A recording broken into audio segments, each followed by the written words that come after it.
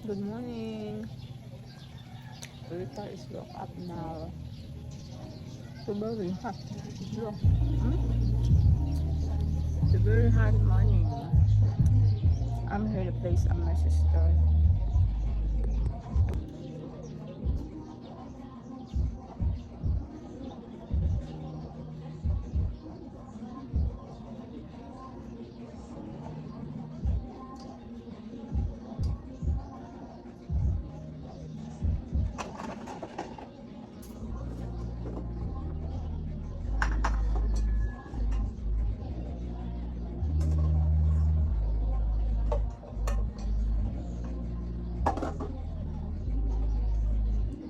Saing tayo para may tayo makain.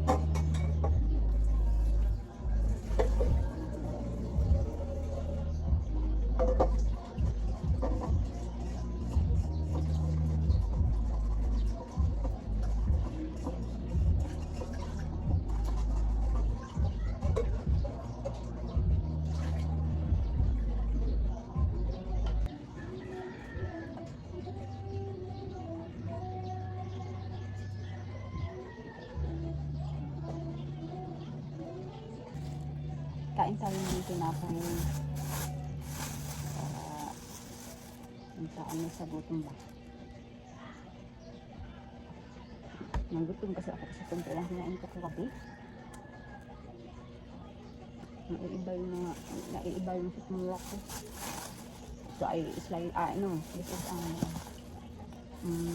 Kalordi bread. Kalordi bread ang tawag ito sa amin. Sa tinapay na ito. Ginain ko ng kalahati nito kanina, tapos ito naman. Habang nag-iintay tayo sa pagkain na maluluto. Walang signal ang wifi namin dito ngayon. Hindi talaga ako maka-open sa aking YouTube.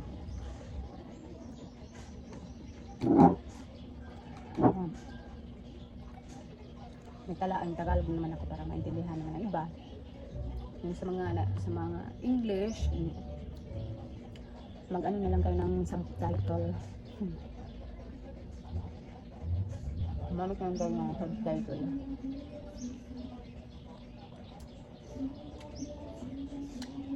Napakainit na ang araw natin ngayon.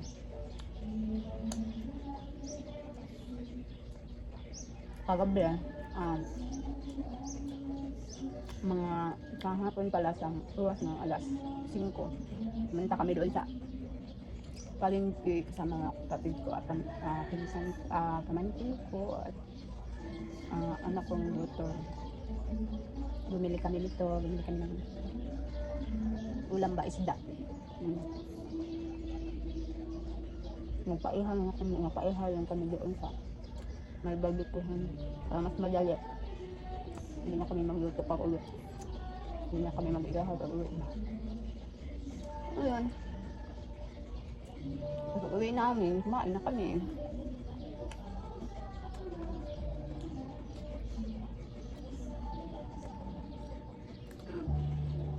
Naambulan pa kami ng ulan konti. Iba kasi ang bangin sakap. Punto. Nung umalis kami, gumanda yung panahon. Tapos yung pauwi na ba, biglang ulan, konti. Paano? Tanda yan.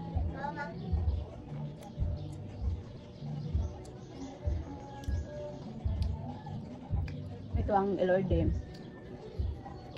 Ito din ang gusto kong tinapay, Elorde. Gusto ko yung mga ganito nilagay ba? Pagod. Yung mga paig. Kumukulay talaga siya ng brown sa pagluto. Dito. Gusto ko yung lasa ba? Kasi hindi siya niluluto sa oven. Niluluto siya sa kahoy. Masarap kasi pag maluto sa kahoy. Iba talaga sa oven ba ang lasa. Sa kahoy, masarap pag sa kahoy. Ayan, magtutupi na naman tayo sa ating hinihigaan. Kasi nandito lang kami sa balkon natutulog. Hindi kami doon sa isang kwarto.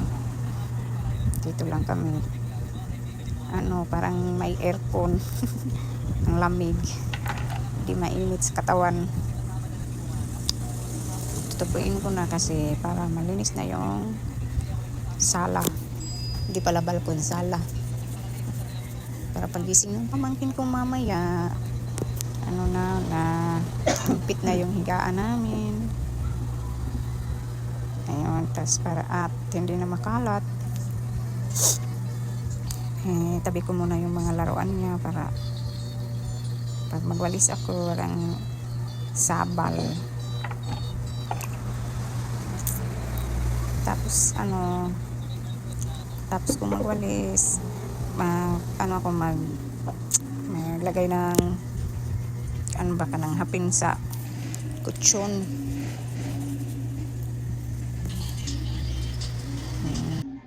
Kasi nila nilagay yung yung hapin sa kutsyon. Hindi nila nilagay.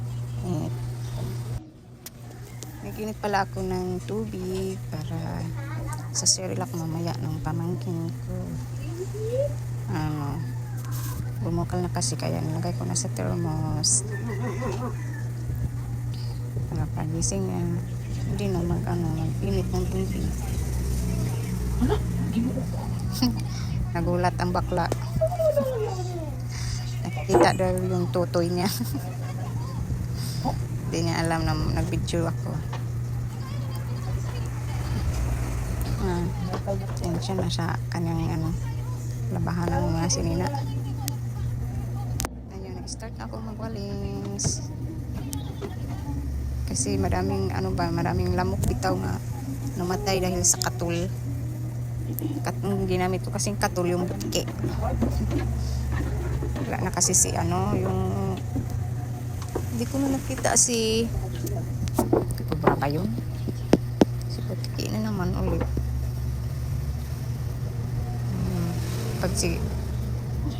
Madami talagang lamok na mamatay. Parang may bunbun ba? Parang may bunbun. Kasi ang daming lamok namatay sa katul. Madami kasing lamok pag sa gabi. Kasi yung surroundings namin, madamo ba? Madamo, wala kami masyadong mga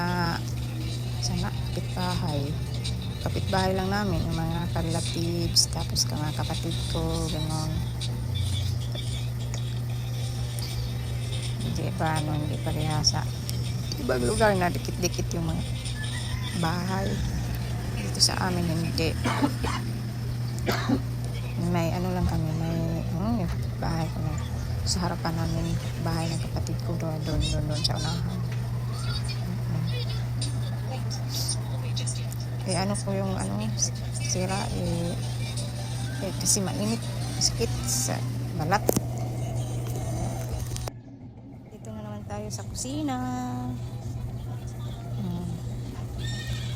Madami din dyan, madaming namamatay na lamok dyan. Hindi naman malaki yung bahay namin, konti, maliit na. Madali bang malinisin.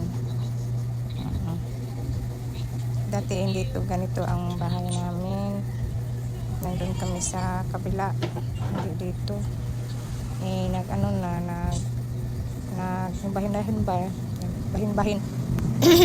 Nagbahin-bahin na yung mga pinagbili na ng yuta na ayun.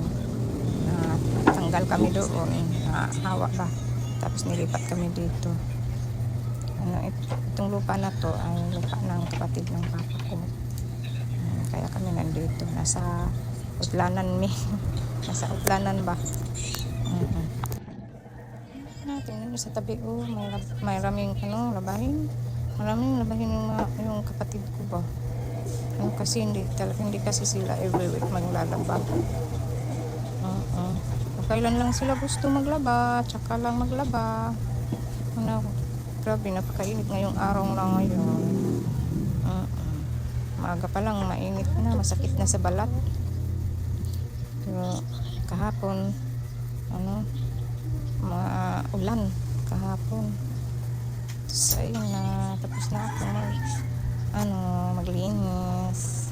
Thank you, guys. Ito na, maglagay na tayo ng hapin sa kutson.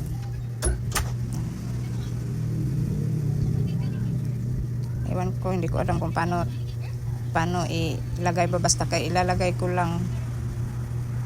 Kasi nainis ako, nandyan lang palagi sa ibabaw ng kutson yung cover ba. Ayan. Tapos ang ginawa ko, ganyan ko lang. Basta kay makaver lang siya. Hanggang sa pagising ng kapatid ko, sabi niya, wala, hindi ito tama pagkalagay, kasi ayan o, tingnan mo yung tahi, natugma dito kasi yan sa ibabaw.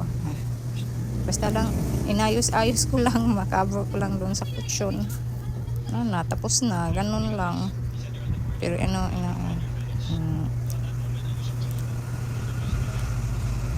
kaya pala medyo nahihirapan ako sa pagbalot. Ayun, balot. Pagbalot ko sa kutsyon na medyo nahihirapan ako, bakit ko alam kung saan mag-start. Basta hinila ko lang, makaver ko lang yung kutsyon.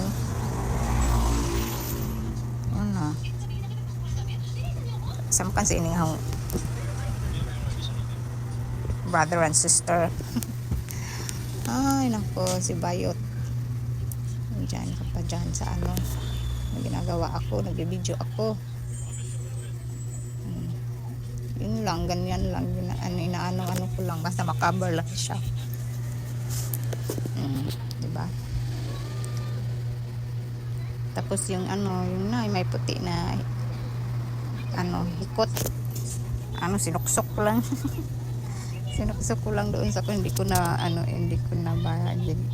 hinikot.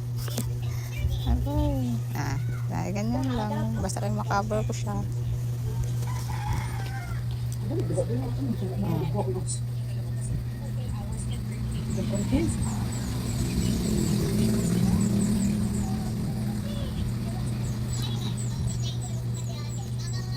Hindi kasi nila kinaver, kaya ako na lang nagkaver. Hayaan lang nila dyan sa ibabaw ng kutsyon. Kamisita yung pinsan ng anak ng pinsan namin. Sa isa naman, okay lang yung ganyan kasi maliit lang naman. Yung isa talaga, yung mahaba-haba, basta kay makaveran ko, yun na, tapos na.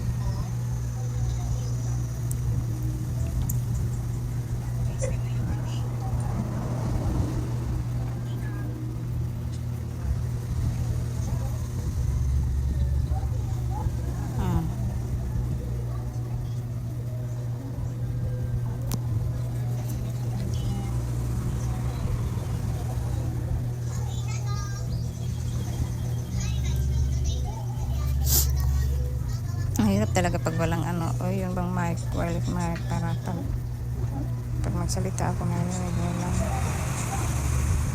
Bibili talaga ako ng ganon. Nalipat ko muna yung mga una na maliliit. I-cover ko muna yung